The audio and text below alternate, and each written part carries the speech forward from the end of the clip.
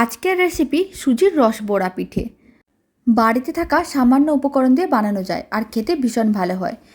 নমস্কার, আমি রুমি। আপনাদের সবাইকে আবার একটা দারুণ স্বাদের পিঠের রেসিপিতে স্বাগত। শেষ পর্যন্ত দেখার জন্য আপনাদের কাছে অনুরোধ রইল। তো চলুন পিঠেগুলো বানানো শুরু করা যাক। প্রথমে একটা মিক্সিং বোল নিয়েছিলাম, তার মধ্যে দিয়ে দিলাম মেজারিং কাপের 1 কাপ সুজি। এখানে 150 গ্রামের মতন সুজি আছে। আর আমি বড় চামচের 4 চামচের মতন দিয়ে দিচ্ছি গুঁড়ো দুধ। গুঁড়ো দুধ দেওয়ার কারণে পিঠেগুলো খেতে অনেক বেশি ভালো লাগে। আর আমি দিয়ে দিলাম ওই চামচেরই 4 চামচ ময়দা। ময়দা খুব বেশি দেওয়ার দরকার নেই, 4 চামচের মতনই দিতে হবে। আর আমি দিয়ে দিচ্ছি সামান্য পরিমাণ লবণ, 1 চামচের 4 ভাগের 1 ভাগের মতন লবণ দিয়েছি। এবার শুকনো উপকরণগুলোকে খুব ভালো করে একসঙ্গে মিশিয়ে নিতে হবে। যখন শুকনো উপকরণগুলোকে খুব ভালো করে মেশানো হয়ে যাবে, তখন উষ্ণ গরম জল দিয়ে একটা মিডিয়াম ঘনত্বের ব্যাটার রেডি করে নিতে হবে।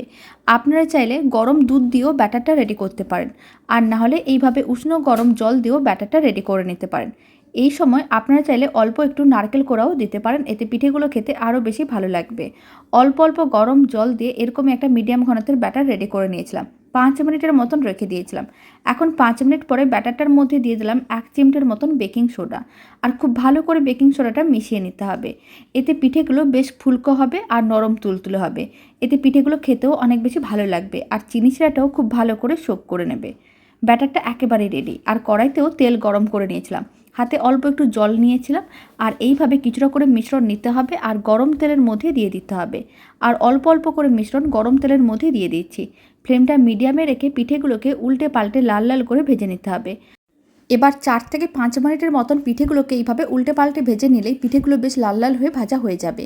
খুব বেশি টাইমেরও প্রয়োজন পড়বে না। তবে ফ্লেমটা মিডিয়ামে রেখেই ভাজতে হবে, হাই ফ্লেমে ভাজা যাবে না। তাহলে পিঠের ওপরটা অনেক তাড়াতাড়ি লাল হয়ে যাবে, ভেতরটা কাঁচা থেকে যাবে। মিডিয়াম ফ্লেমে পিঠেগুলোকে উল্টে পাল্টে লাল লাল করে ভেজে নিয়েছিলাম। এবার পিঠেগুলোকে তুলে নিতে হবে। আর একই পদ্ধতিতে বাকি পিঠেগুলো গরম তেলের মধ্যে অল্প অল্প ব্যাটার দিয়ে দিয়েছি। আর সমস্ত পিঠেগুলো একইভাবে ভেজে নিতে হবে। এখন সমস্ত পিঠেগুলো ভেজে তারপর আমি আপনাদের দেখাচ্ছি। সমস্ত পিঠেগুলো ভেজে নিয়েছিলাম। এবার আর একটা কড়াইতে মেজারিং কাপের 1 কাপ চিনি নিয়েছি। যতটা আমি সুজি নিয়েছিলাম ঠিক ততটাই চিনি নিয়েছিলাম, আর ঠিক ততটাই জল দিয়ে দিলাম। এবার চিনি ও জলটা খুব ভালো করে মিশিয়ে নিতে হবে। মেল্ট হওয়ার জন্য অপেক্ষা করতে হবে। মিডিয়াম টু হাই ফ্লেমে প্রায় 2 মিনিটের মতন রেখেছিলাম। এতে চিনিগুলো মেল্ট হয়ে গিয়েছিলো আর চিনি শিরাটা খুব ভালো করে ফুটে উঠেছিল। এবার ভেজে রাখা পিঠেগুলো চিনি শিরার মধ্যে দিয়ে দিলাম। আর খুব ভালো করে এইভাবে একটু উল্টে পাল্টে নিতে হবে। তারপরে ফ্লেমটা অফ করে দিতে হবে আর ঢাকনা দিয়ে ঢেকে এইভাবে প্রায় 30 মিনিটের মতন রেখে দিতে হবে। তাহলে পিঠেগুলো খুব ভালো করে চিনি শিরাটা সোক করে নেবে। এখন 30 মিনিট পরে দেখাচ্ছি। 30 মিনিট এইভাবে গরম চিনি শিরার মধ্যে পিঠেগুলোকে রেখে দিয়েছিলাম। খুব ভালো করে পিঠেগুলো চিনি শিরাটা সোক করে নিয়েছে।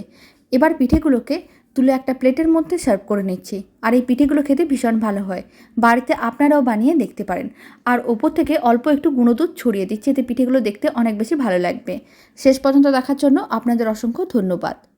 আর এই পিঠের রেসিপিটা ভালো লেগে থাকলে আপনারা যদি ফেসবুক থেকে রেসিপিটা দেখছেন, পেজটিকে ফলো করে নেওয়ার অনুরোধ রইল। আর ইউটিউব থেকে দেখলে চ্যানেলটি সাবস্ক্রাইব করে নেবেন আর পাশে থাকা বেল আইকনটি প্রেস করে নেবেন নতুন রেসিপির আপডেট সবার আগে পাওয়ার জন্য। তো চলুন, ভিডিওটা আমি এখানেই শেষ করছি। আপনারা সবাই ভালো থাকবেন, সুস্থ থাকবেন। আপনাদের সঙ্গে আবার নতুন রেসিপি নিয়ে দেখা হচ্ছে।